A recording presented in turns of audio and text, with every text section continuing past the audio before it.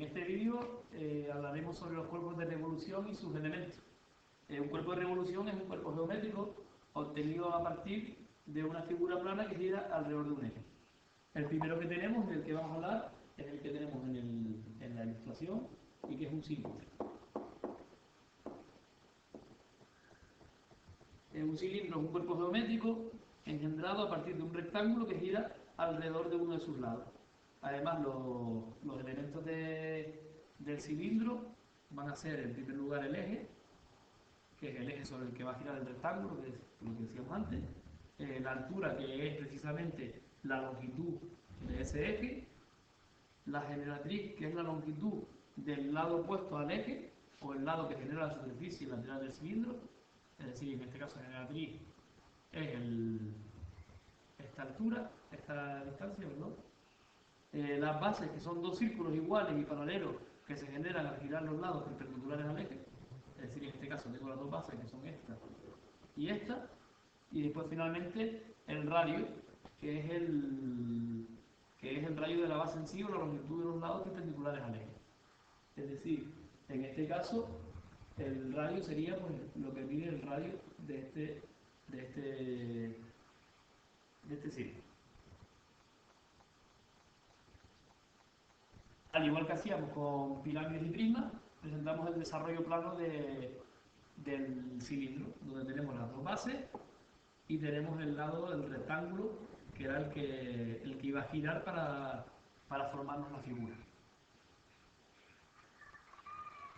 El siguiente cuerpo de revolución del que hablaremos es el cono. El cono es un cuerpo geométrico engendrado por un triángulo rectángulo que gira alrededor de uno de sus caretos. Y los elementos que tienen son el eje, la altura, la generatriz, la base y el radio. El eje es el cateto sobre el que gira el triángulo. Es decir, en este caso el eje pues sería esto, que viene señalado por azul en el dibujo. La altura es la longitud de dicho eje. La generatriz es la longitud de la hipotenusa del triángulo. En este caso será la longitud de este lado, lo que nos lleva desde la base, que va a ser esta cara, hasta el vértice, que va a ser este punto. La base es el círculo generado al girar el cateto perpendicular al eje. Es decir, la base es el círculo que se nos genera aquí debajo. Y es importante también el radio de la base, que es la longitud del cateto perpendicular al eje. Como podemos hacer con todos los cuerpos de revolución, en este caso, pues también vamos a tener un desarrollo plano para nuestra figura.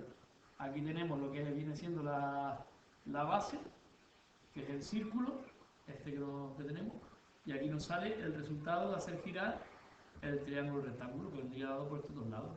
Este es uno de los catetos y esta es la hipotenusa. Y este va a ser el desarrollo plano que obtenemos.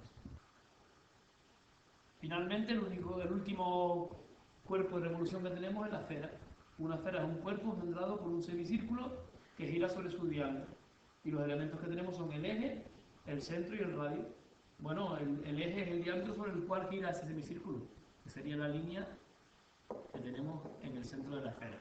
El centro pues, es el centro del semicírculo, este punto, y el radio simplemente pues, será el radio de ese semicírculo, que aquí viene señalado en dibujo. Comentar que la esfera es el único cuerpo de revolución que no consta de un desarrollo plano.